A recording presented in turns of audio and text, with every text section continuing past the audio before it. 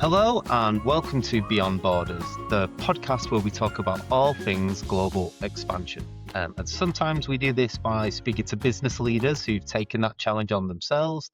Sometimes we speak to service providers that help us unblock all the sort of obstacles and hurdles that we need to sort of get through. And other times we just speak to really cool people who've got really cool stories that we might be able to learn from. And I think today we've probably got somebody that can tick all three of those boxes. So please, Right. can I introduce you? Yeah, big pressure there, Jonathan, straight from the off. So please, can I introduce you to Jonathan? Jonathan, would you like to introduce yourself and a little bit about you and your company? Sure. Andrew, first, it's great to be here with you today. Timely, important topic, and something that hopefully will remain pervasive. We'll see where the world takes us. But yeah, my name's Jonathan Grode. I'm the managing partner of Green and Spiegel. We're an international immigration firm focused on, for purposes of this call, global expansion to the United States and Canada and North America in general. I run our U.S. offices. And yeah, I've been doing this for a hot minute since 1999. Anytime you start your job, Chris, history with something with a 19, Yeah, yeah. you got some reps under your belt. And I lived in the UK for a while, so it's really very cool to be here with you and to talk about these things. No.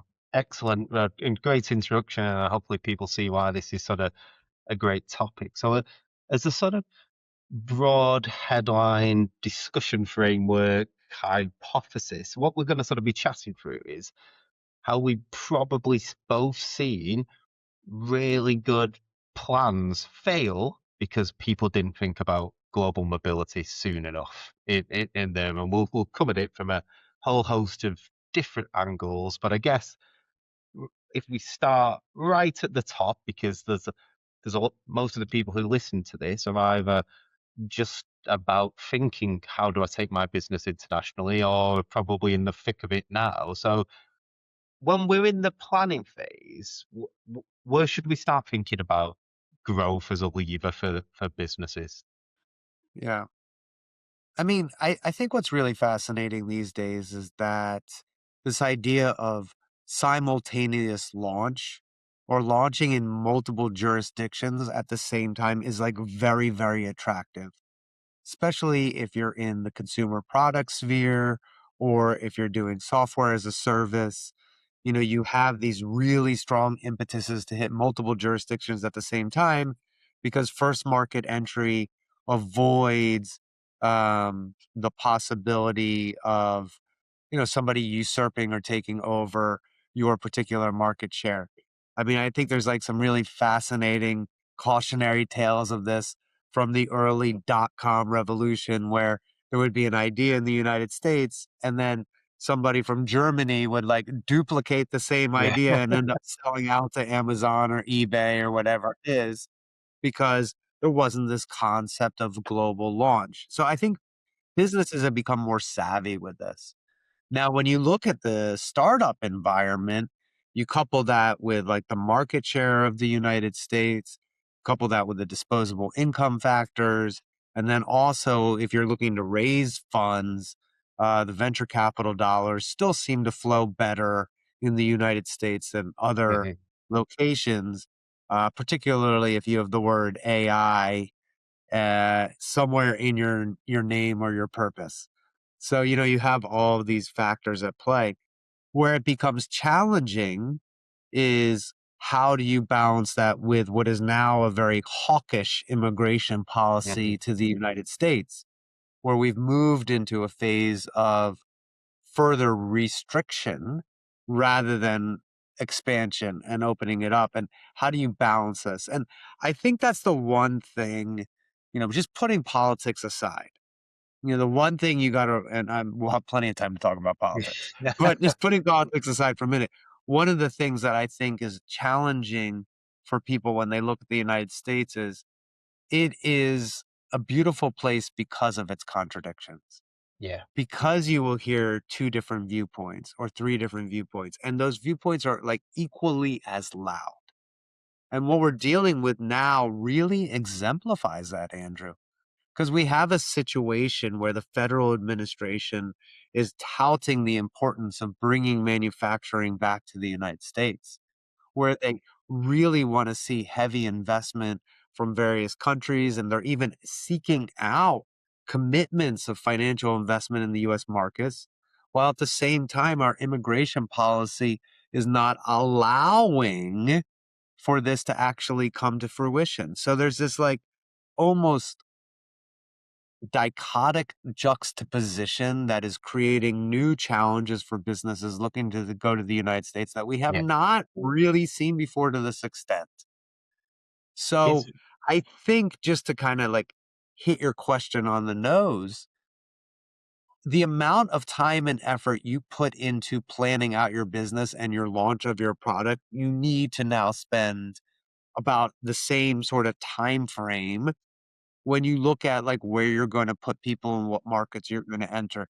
And if you don't do them at the same time, you are ripe for loss, copying, and in a best case scenario, just like extreme inefficiency. yeah, So I guess what I'm trying to say is if you need a global infrastructure, don't let your growth outstrip yeah. that infrastructure. The And I days think of kind of like bootstrapping it together until demand really requires entering a market, to me, have sort of passed. And I think people need to get their head around that a little bit more in terms of planning. it was interesting the comment on if AI is in the name, the P and venture capitalist markets like it a little bit more. But I imagine that's also a driver behind multiple country expansion. You know, if the you hear the phrase a lot now, the human in the loop. So if AI is actually running the engine room, that means the only thing left for the people to do is to be the front facing. So you're bound to come up with these problems far sooner than the old fashioned bootstrap version that you referred to there. And so and I guess the converse of that then, because we're all a little bit perverse, aren't we? And we all like to learn from other people's misfortunes. What what are the things that you see just go horribly wrong, in particular when businesses are looking to come into the US?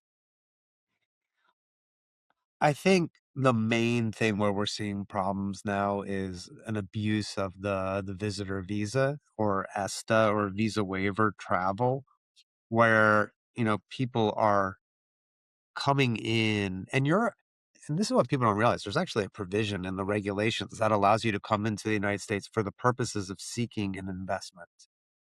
And if you have it up front and you disclose it and you really put things out there, um, you can actually come in for an extended period of time to explore Okay. putting money into the United States, but people don't recognize that. And what they end up doing is they start popping over a little bit. They start coming and doing some meetings. They start creating these relationships that are permissible. But then when the demand all of a sudden appears and they need to act, they're doing it on the visitor visa instead of getting the proper work visa. Yeah. And they find themselves in a very challenging place. And this particular administration is questioning people upon arrival. They're Hmm. looking at the frequency, they're looking at the duration, they're seeing what you're doing here in terms of time and space, and it's raising questions. You know, the way I look at it is if I went to my wife and I said, "Hey, honey, I got to go to England for some meetings and I'm going to give some presentations. I'll be back in a week." She'll be like, "Okay, have a nice time. Um, bring back some proper chocolate and some shortbread," right? Whereas, like, if I went to her and said, "Hey, honey, I gotta go to England 12 times this year, and I'll be spending, between 1 and 3 weeks on each trip, and, it's just for meetings," she's gonna be like, "Don't bother coming home because Yeah. I Say don't hi believe to you your go to second meetings." family. Yeah. Yeah, I mean, like, this is it. Like, at some point, you can't just keep saying, "I'm there for Yeah. meetings. I'm Yeah. there to visit friends and family." And I think that that is really where we see people fall down. But then when they do get refused or they do have a problem, it's very severe and it's much harder to fix it. If you've been refused a mission or at worst being accused of improperly using a trip to the United States, that's really harsh stuff and it's hard to overcome. So I think like that sort of planning, I mean, people will talk to tax professionals before they enter a new jurisdiction, but they're somewhat reluctant to talk to lawyers about global mobility or explore what it means to actually mobilize a workforce to fulfill whatever objective their business is trying to achieve. And I wish it would happen sooner. I wish that discussion of people movement would happen at an earlier stage in expansion planning. And like frankly, it's podcasts like this that help get the word out. So Yeah. Yeah. And are you seeing that? Are you seeing this sort of attitude to immigration shape where businesses are looking? You know, have you, two parts to this question. One, have you seen any companies sort of that were initially focused on the US maybe pivot away? And then second, is there any sort of differential state to state attitudinal with this? yeah. Um really good question. So I'll take the second one first. State to state, it's spectacular what you can do. Like I'm in Pennsylvania, I'm based in Philadelphia, I do a lot of work on the East Coast. The Commonwealth of Pennsylvania's like foreign direct investment wing is an engine. And like they will provide certain advantages to you in terms of like we have this thing called Keystone Innovation Zones where you can get low tax, you can get government grants. I mean, it is really attractive. But guess what, Andrew? Every state's got one of these things going Yeah, on right now.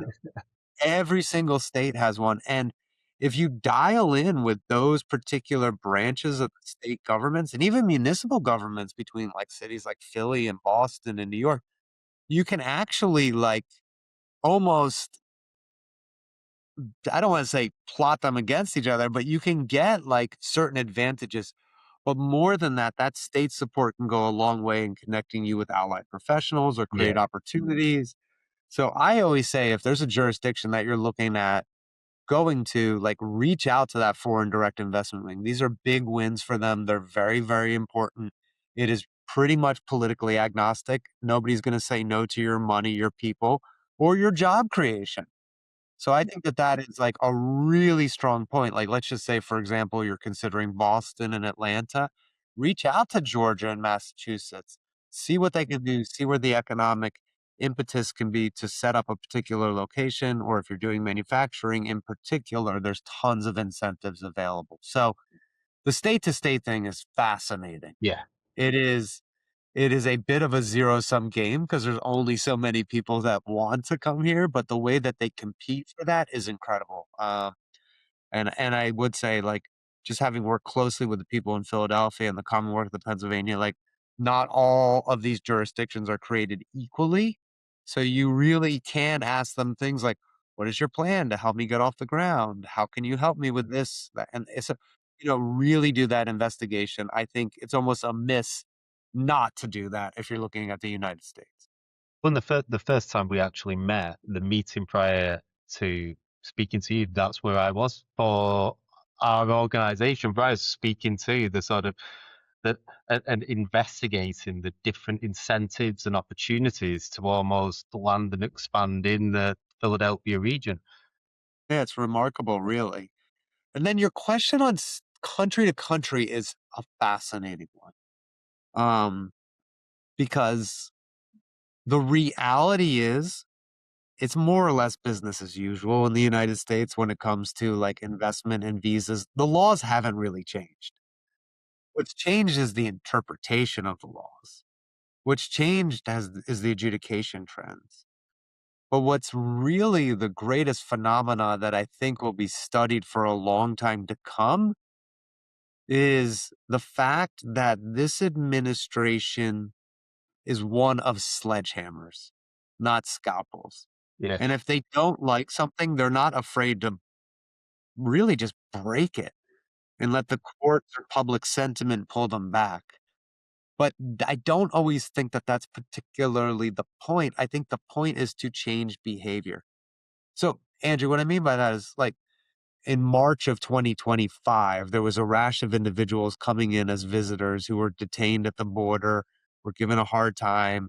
Some of them were in holding for 4 or 5 days before being sent back. The stories coming out of the media, whether or not they were actually true or not, that these were innocent people just coming to travel and they got caught up in the Trump administration and some restrictive policies. Whether or not any of that is factually accurate is irrelevant to the fact that the administration didn't contradict it.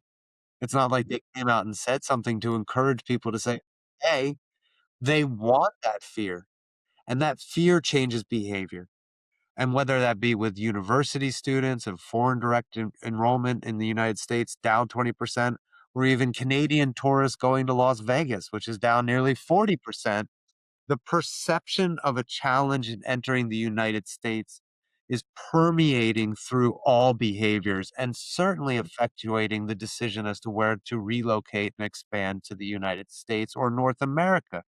Because the reality is this concept of nearshoring is gaining a lot of traction. If you can be based in British Columbia and service the West Coast time zone, it Yeah. doesn't matter so much if you're physically present in Seattle or right across the border.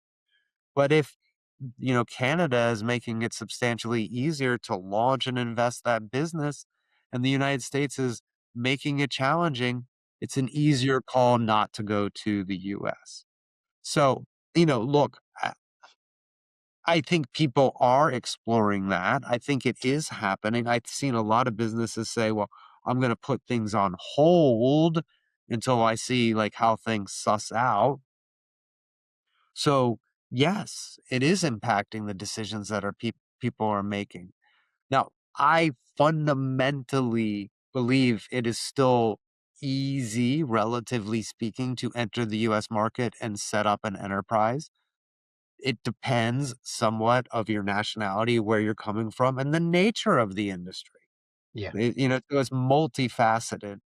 But for your European countries in particular, notwithstanding some kerfuffle over some like geopolitical stuff recently, and I'm sure we're going to have more of it with what's going on Yeah. in the news recently. And I'm just going to leave it there because if somebody's listening to this podcast a year from now, that statement will probably still be true. Yeah. Yeah. Yeah. But for your Europeans where you have these treaty-based investor opportunities, it's still pretty robust. I mean, we are doing these cases weekly, daily, with great success. It's just, and I think this is kind of our theme for today, you have to be pragmatic. You have to have an appropriate amount of time. You can't expect to jam these things through, and really, you can't operate on the margins.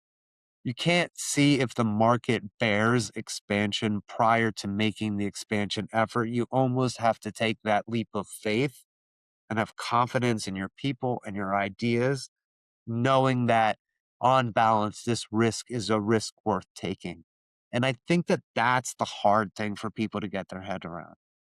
For example, like the intercompany transferee visa is still available and it's an intercompany transferee. The E2 visa for investing in the United States and setting up a business is still available and is still there. The E1 visa for trade is still as prolific as it was before. But maybe it takes an extra month. Maybe it takes an extra 6 weeks. Maybe the scrutiny on the way the investment has been made comes into question. And if you're not prepared to answer those questions or to have that evidence, then that's where people are starting to run into problems. And I think that certainly fits what we see. We have businesses that we speak to all the time, and there isn't a global expansion plan that I've ever been involved with that doesn't touch the United States at some point, because anybody that's not from the United States is conditioned to understand the streets are paved with gold. It's just in our psyche. It's buried in from everything we've ever watched on TV forever. And so, you know, I completely agree that even medium term, it's not going to be an issue. I think what we did see early on last year was probably the combination of the trade tariffs and then the tightening of these controls probably led to the delays that you were talking Yeah. about. We certainly saw that sort of slow down and maybe and again without getting too political and too sort of time bound, but there was definitely a sort of UAE Saudi type movement for a period of time that we saw as well. Yeah. And I think at the end of the day, we have to remember as Americans that innovation, taking a chance, exploring an opportunity is, as you say, like part of who we are. And I don't think one administration or one president is going to change that culturally. It's very interesting because when I was very young in my career, I gave a presentation to a group of investors at a university that were kind of like in a incubator of sorts. And I remember like asking them at the end, like, why are you guys wanting to come to the US? And this one gentleman said something that I will never forget. And I'll paraphrase, of course, but he said, the United States is the one place in the world where you're applauded for trying, where your failures are successes, where if you don't succeed, you can reinvent yourself and try again. And I think that that's like Yeah. true. I mean, if Mhm. you go to a dinner party and you're talking to somebody who's like, well, I got a startup, and the next guy over is like, well, I'm a nuclear engineer, you're going to want to talk to the startup guy. That's just Yeah. the way we are. Uh-huh. Yeah. You know, and if you ask any founder who's been successful in the United States, the first thing they do is tell you about their failures Oh, and yeah, how they yeah, had yeah, to, like, sleep on their buddy's couch and eat ramen noodles for 8 weeks straight. I mean, it's just like you wear that as, like, a badge of honor here. In other countries, it's not like that. You know, in other places, if you fail, you are labeled a failure, and it's very hard to get that yeah, that's an back. interesting view, that. Yeah. Yeah, so I think that's what really makes it great, and I think that's why one half of the Fortune 100 companies in the United States were founded by immigrants or the children of Mhm. immigrants. Yeah. The acceptance and rewarding of grit rather than actually outcome. Yeah. I mean, 80% of small businesses in the United States are started by immigrants. Mhm. I mean, It's a it's just huge the way it statistic. is. It's Yeah. that hard work, and if you put the effort in, you will succeed. I don't think that's going anywhere. Yeah. I think that No, that is I'd agree. big part of the US. Now, politically, I find the timing on all of these efforts to be more isolationist and restrictionist, a little bit, misplaced, I guess you could say. You know, at a time where and this is like my hot take on these things, but, you know, you start looking at the global landscape, you start looking at birth rates and death rates. I mean, the acceleration of population growth has ground to a halt. Mhm. You know, we witnessed a massive expansion in global population from 1950 to today. And as quickly as it grew, we're going to start to see it starts to subside. I mean, you're already seeing it across Europe and Korea and Japan. Um, world's population is expected to stop growing by the end of this century. We're going to like cap out at around 10 billion people. The United States' death rate is going to exceed its birth rate by 2036. And as long as we operate in a capitalistic sort of environment and agenda without population growth, we don't really have growth. Mhm. You can have innovation that leads to growth, but actual pure population growth is what actually drives economic growth. And I know people say, well, AI and robotics are going to replace jobs, but one thing AI and robotics don't do is spend money. Yeah. So I think there's going to come a time where this concept of restrictionist immigration policy is going to be replaced by one of encouragement to where we will be bidding on people to move Yeah. rather than trying to stop them from doing it. And you see it. Like, look at, like, we've all seen these things like move to this village in Italy and we'll give Yeah. you a house for $1 as long as you promise to live here. Yeah, Right? yeah, yeah. And I think all of us at some point are like, "Weird, that actually doesn't sound Okay. that bad." Yeah.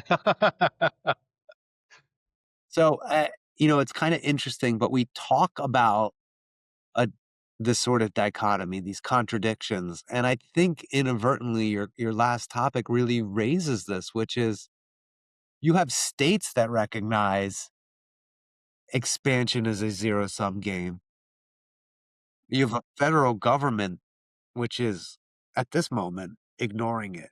And it's very interesting in that respect. Yeah. I mean, it there's a slight sort of, alignment with how I see tax structures work as well. In that, post COVID, the rise of this fluid global workforce where every business now can have this eclectic work of full-time employees, independent contractors. You've then got sort of freelancers and you've got fractional workers. And it sounds beautiful, and everybody's like, yeah, and we all work from cost an hour. We're all really cool, and we do this. But the tax regime around the world doesn't recognize and support that. And it's still really complicated. And you're still, if you're trying to tap into that market as an organization, can be on the hook for unpaid employment taxes and corporate taxes because it doesn't. So it's actually a representation of that almost the societal shift is outstripping the rules or the behaviors of the government as well. 100%. I mean, you see this with like the fact that we haven't had comprehensive immigration reform in the United States since 1986. There is no concept of remote worker. There is no concept of like a gig economy. I mean, these things just don't exist within the bounds of the system. Like, if you want to get really radical about it, it's like, why do we even have immigration policy as a metric of where you're physically based? If you're here in the United States and you're doing work for a UK company, do we care if you have a visa or not? If you're spending your Yeah, money here, you're yeah. not affecting the US labor market, you're affecting the British Hmm. labor market. In the same Hmm. respect, if we talk about that nearshoring that we discussed earlier, Yeah, if you got a guy in Vancouver that's working for you, why aren't we looking at that? Because it's affecting the US labor market. We're so bound by the physicality of where somebody is actually based that we're ignoring the reality of the impact it has on the labor market.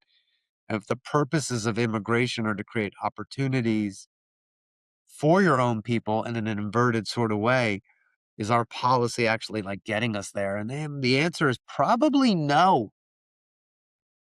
Probably no. So, I mean, these are questions for those with much yeah. higher pay Yeah, grades than yeah. I own. was gonna say, these are big societal shifts, aren't they?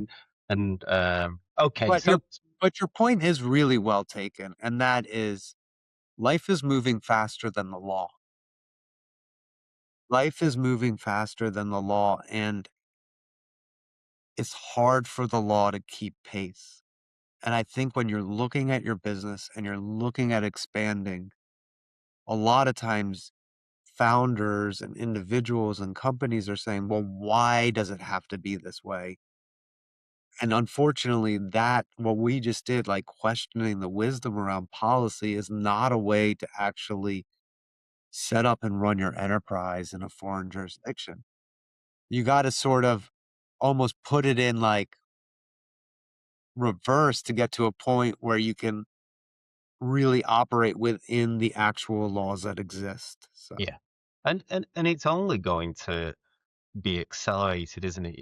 If you look at let's not take the Terminator version of AI, or let's take the positive enablement version of AI, where you know. I have this theory that we've all now adapted to this slightly quasi remote way of working. But actually, all that's going to be left is human relationships, being in the room together, being face to face, building real empathy. And that's going to be globally as well. So that fluidity of movement, my theory is that's going to be so important for the role of us within our organizations because sitting in our home offices just typing stuff in anymore. Nobody's going to pay us to do that anymore. It's yeah, it's interesting. I mean, I could definitely see a world where that plays out. I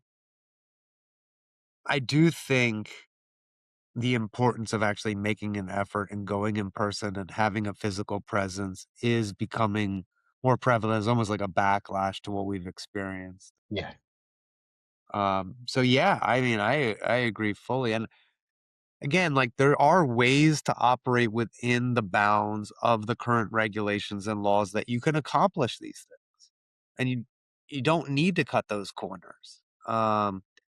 It's really interesting, but there was actually like a little bit of an unintended benefit. Like we talk a lot about the consequences of Trump policy and how it's affecting business, but there's actually been some unintended benefits, and that are really helping global business and expansion. But here's a little nuanced one, and this is why I think it's important what you just said. You may have remembered that in the summer there was this like massive investment in a battery facility in Georgia by Hyundai with some partners. One of their subcontractors was essentially abusing the immigration laws and had been under investigation starting with the Biden administration. The Trump administration decides to go in and do a raid. And because they were targeting this one subcontractor, when the workers in that facility fled out the back, they had probable cause to investigate the entire campus. And what do they end up doing? They end up detaining 500 Korean businessmen who happen to be here on visitor visas and putting them into holding and then removing them back to South Korea.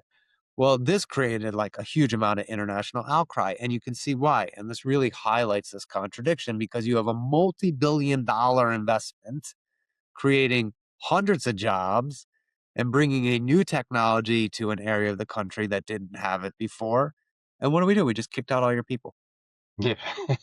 Now, when asked what the people were doing there, a lot of them were for meetings, but a lot of them were to give training, to actually give training to the US workers and the people on this technology. Well, you're not allowed to do that on the visitor visa historically. You'd have to get like an intercompany transferee. If you're the one giving training, you needed a visa to do it. So they actually like in a very harsh way, and in the past this probably would have just been looked the other way, but in a very harsh way, we're executing the rules that were on the books. Yeah. Now, Trump and the administration had to go on a bit of a apology tour, although they'll never admit that they were apologizing. And they went to Asia and they met with Korea, and they actually ended up changing the regulations on what you can Okay. do as a visitor so that you're now allowed to come to the US to give training Hmm. as a visitor. Yeah. Okay. This was never available before. Yeah.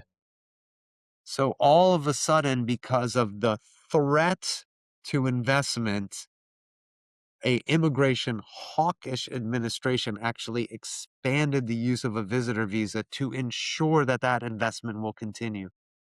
And I think that if there's anybody who's questioning where the dial lies on immigration as it relates to creating enterprise in the United States, commerce will still win. Yeah. Yeah. That's a really good example. Okay, Jonathan. So I think just trying to sort of recap that in a little bit for you to sort of plug you in your business services here. Fundamentally, irrespective of the administration, the long-term appeal and commercial opportunity in the US will stand the test of time. And I'm seeing that in our business, and you're seeing that as well. But a real sort of important note: it's going to take longer. You have to research this more. You have to have your sort of plans fully, firmly started in line with your business plan. The sort of land and expand and bootstrap your way through it days may have gone. But us as entrepreneurs and business leaders, there's sort of so much stuff that we need to know. We're dealing not only with immigration legislation, tax legislation, employment legislation in all these different regions. So where can we come to, Jonathan, if we need help with this? If somebody's listening to this today, just to go, that guy sounds like he knows what he's talking about. Where can they get hold of you? So you can get a hold of me at jgrode at gands-us.com. That's my email address, www.gands-us.com. And I'm sure you will pop those up there. We will. But the reality is that look, I like to hear people's stories. I got into this business because I was an avid traveler in my 20s, and I like doing the consultations myself still to this Yeah. day. We got a pretty robust firm as far as immigration goes. We got 9 offices throughout the United States. We got multiple jurisdictions. We operate in Toronto. But at its very core, I love working with people that want to come to the United States. I learn about different industries and different applications of technology, and I get to learn a little bit more about a different country. So in some ways, for me, the beauty is I get to travel without leaving my Yeah. desk while you think about traveling to the US. And I think that that is an endearing quality that has kept me motivated and working hard within this field. Um, I believe in the American dream. I know it sounds cheesy, Andrew, No, but like, it's why I do what I do. And if I can help you or my firm can help you along that way, we would be honored to do so. Jonathan, thank you so much for your time. I'm sure everybody found that as interesting as I do, and please do. And we'll put the details on here as well. Please reach out to Jonathan if you think he or his business can be of use. So, everyone, hopefully you enjoyed that episode and then keep pushing those businesses beyond borders. And Jonathan, thank you again for your time. It was Really great enjoyed hanging it. out with you. Come back anytime, Andrew.